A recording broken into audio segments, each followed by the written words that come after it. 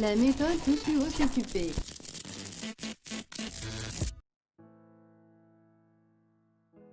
Alors moi c'est Harp16, j'ai fait un son et un clip par semaine pendant 6 mois que j'ai appelé l'année blanche.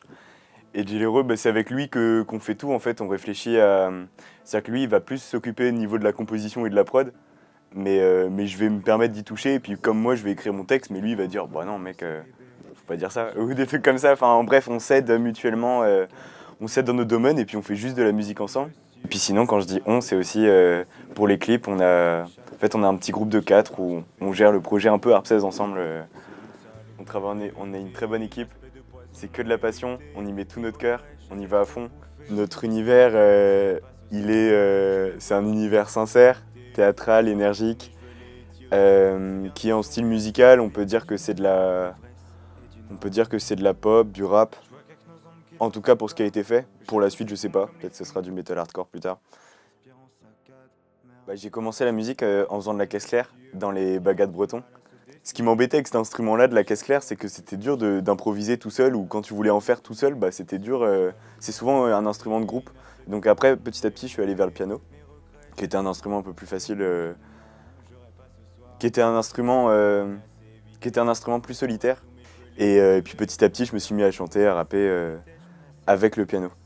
En général, la musique, elle se fait à Paris, à Rennes et à Lorient, parce que justement, ce Gilero-là, Jean, est à Paris. Et donc, ça m'arrive souvent d'aller là-bas. Et sinon, à Rennes, parce que c'est là que j'habite, elle se passe aussi à Lorient, là où il y a les racines, là où je suis avec ma famille, où je peux faire du bruit sans embêter des voisins. J'ai ouvert la prestation scénique avec une autre personne qui est elle aussi sur Lorient, donc forcément les répétitions ça se passe sur Lorient. Petit à petit je commence à m'ouvrir à la scène, à trouver un certain public. Les morceaux pendant l'année blanche, quand je faisais un son et un clip par semaine, du coup il y avait un côté très usine. Et le plus dur pour faire un morceau c'est de l'enregistrer, parce que moi j'aime bien les voix un peu quand tu peux chanter fort ou crier, mettre de l'émotion, j'aime bien avoir une liberté et quand il y a des voisins c'est infernal. Alors du coup ce que je faisais c'est que j'allais enregistrer dans ma voiture. C'est des thèmes qui vont me toucher, donc c'est sûr qu'il y a une période où je parlais beaucoup d'amour, et aujourd'hui j'en parle plus du tout.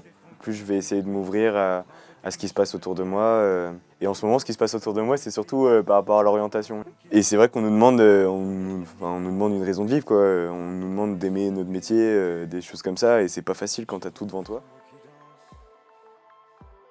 Justement la musique, ça aide et ça aide pas du tout à la fois, parce que c'est tellement une passion forte, c'est tellement une petite raison de vivre que c'est ça le pire, parce que c'est un domaine où c'est hyper dur de gagner des sous.